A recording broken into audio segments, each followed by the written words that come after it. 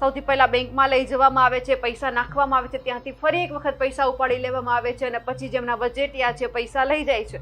અને આમાં આખી વાત સામે આવી છે કાના જાડેજાને લઈને, જે આપણને ખબર છે નગરપાલિકાના પ્રમુખ પણ છે।